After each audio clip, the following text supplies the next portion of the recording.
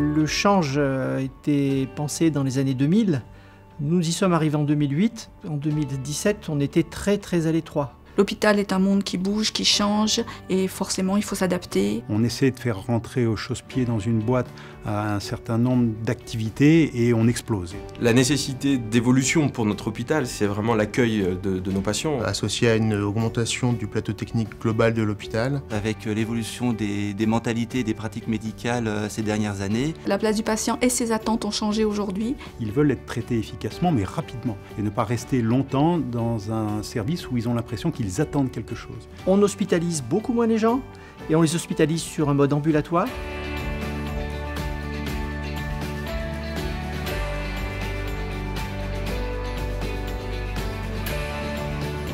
On a essayé d'avoir une vision cohérente, de reprendre ces besoins qui étaient exprimés en ordre dispersé pour aboutir à quelques grands principes directeurs. C'était les principes de lisibilité, de visibilité, de mutabilité et d'adaptabilité. C'est un projet qui est initié très en amont dans le cadre d'un plan directeur immobilier dont la première pierre en fait était la réalisation du centre ambulatoire, du centre de cancérologie ambulatoire, des urgences et du pôle de cardiologie. On a trouvé vraiment challengeant dans ce projet, c'est à la fois à l'échelle, on intervient à la fois sur les organes chauds de l'hôpital, mais aussi sur différents sites de l'hôpital. Et on est sur une échelle qui est assez importante, parce qu'on est sur un territoire qui est en plein développement et en pleine effervescence. On a un terrain qui est assez étroit, et la difficulté du projet, c'est également qu'on a un terrain qui est en forte pente entre la partie nord et la partie sud, et avec au niveau du cahier des charges une obligation d'installer la plupart des activités au niveau 3, qui est le niveau interventionnel général de l'hôpital.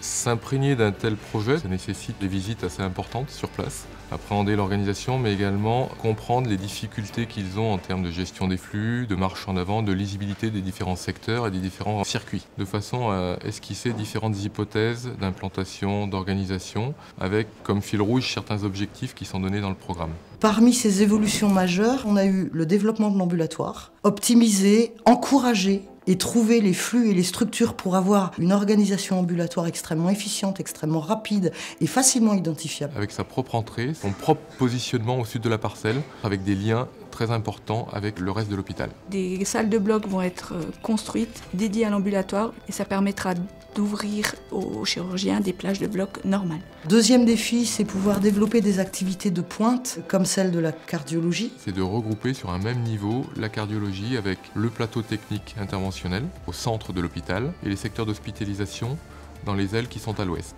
Il est accessible également pour les patients en urgence via des montes malades Axe Rouge. Troisième défi, pouvoir développer l'ensemble de l'activité cancérologie dans le cadre d'un partenariat public-privé. Un secteur privé au niveau 2, un secteur public d'hôpital de jour au niveau 1, plus tout un secteur en sous-bassement du projet qui concerne tout ce qui est traitement. Il est relié à l'hôpital par une galerie souterraine qui va permettre d'avoir une liaison médicale entre le pôle de cancérologie et le bâtiment sanitaire.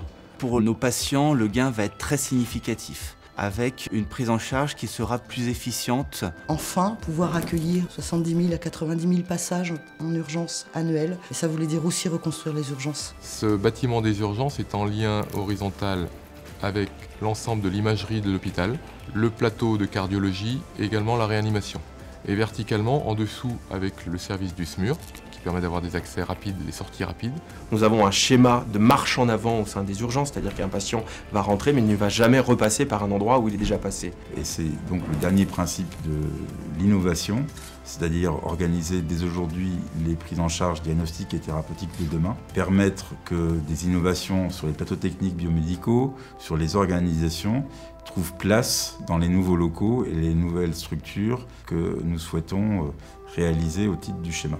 La lumière dans un hôpital, c'est important pour le bien-être du patient et puis également pour le bien travailler du personnel. Donc c'est pour ça qu'on a découpé quand on pouvait les façades et on crée de la lumière dans les plateaux techniques par des patios intérieurs. On a des patients qui restent plusieurs mois dans des conditions graves et qui ont besoin d'un certain élan vital. L'architecture est assez importante pour ça. Cet aspect-là ne doit vraiment pas être négligé et n'a pas été négligé.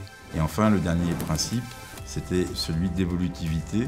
On voulait garantir de nouvelles organisations, de nouveaux besoins, de nouveaux modes de prise en charge et des innovations qu'on ne peut pas toutes pressentir aujourd'hui. Et pour sécuriser et maîtriser ce projet ambitieux, on travaille avec le groupe Eiffage dès la conception pour ensuite sécuriser la construction.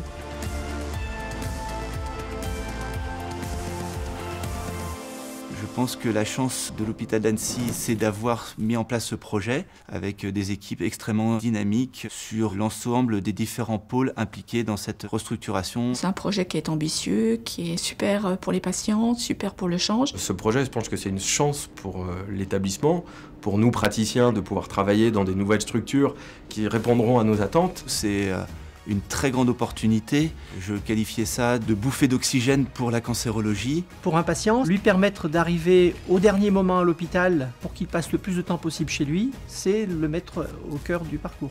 J'ai hâte que ça se lance et qu'on voie vite le jour de ces bâtiments. On va redonner une image à cet hôpital. C'est avec une certaine fierté qu'on arrive enfin à aboutir à la concrétisation d'un projet qui a mobilisé une communauté hospitalière de plus de 4000 personnes pendant 2 ans pour arriver à ce résultat. C'est une vraie fierté de pouvoir participer à cette belle histoire, parce que cette histoire, en fait, c'est une histoire de mutation. Les enjeux de demain, ils sont là, ils sont présents, et il faut que ce beau paquebot puisse muter.